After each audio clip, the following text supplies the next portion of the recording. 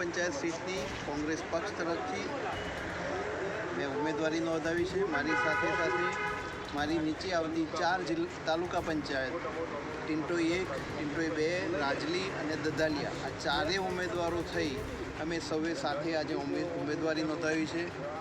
લગભગ અમારા વિસ્તારમાંથી બહુ ભારે જનમેદની આવી અને જે જુસ્સો બતાવ્યો છે એ જુસ્સો જોતો આજે એવું લાગે છે કે ભાજપના પાપનો ગળો ભરાઈ ગયો છે ને ફૂટવાની આ વખત તૈયારી છે અને એ શરૂઆત અરવલ્લી અને મોડાસા તાલુકાથી થશે એવી અમને બહુ વિશ્વાસ છે। પબ્લિકે અમારા ઉપર જે આ બોજ મૂકશે તે બોજ અમે 5 વર્ષ માટે પૂરેપૂરી રીતે નિભાવીશું।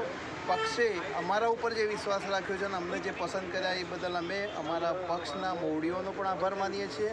સાથે આ એરિયાની અને આ તાલુકાની પ્રજાનો પણ અમે 100% ખાતરી આપીએ છીએ કે અમારા 5 વર્ષ દરમિયાન જો અમે જીતીને અમારી તાલુકા પંચાયત જિલ્લા પંચાયતમાં આવીશું તો એનો આખા તાલુકા અને જિલ્લામાં અમે પૂરતું ન્યાય અને ગરીબોને પણ મદદરૂપ થશું એવી અમારી ભાવના છે।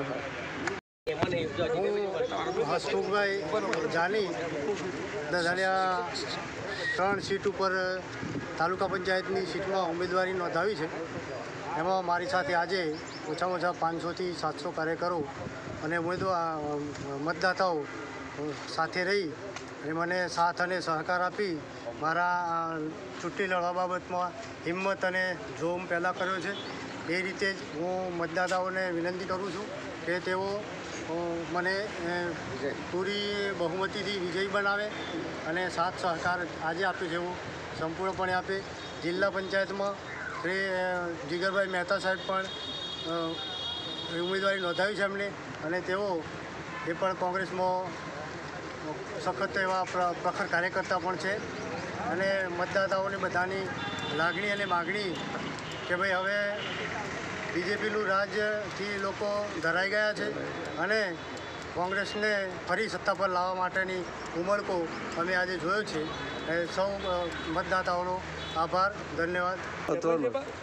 અને દરેક મતદાતાઓએ મારા ઉપર વિશ્વાસ રાખી અને મને ઉમેદવારી નોંધાવવા માટેનો પ્રેરણા આપી એ બદલ દરેકે મતદાતાઓનો હું આભારી છું અને એમનો વિશ્વાસ 5 વર્ષ દરમિયાન પૂરેપૂરી રીતે નિભાવીશ અને કોઈપણ સમયે ગામ પ્રત્યે આજુબાજુના જે મારા વિસ્તારમાં છે એ ઉપરાંતના વિસ્તારો પણ દરેક બાબતે કામમાં હું સહભાગી થઈશ એવી ખાતરી આપું છું।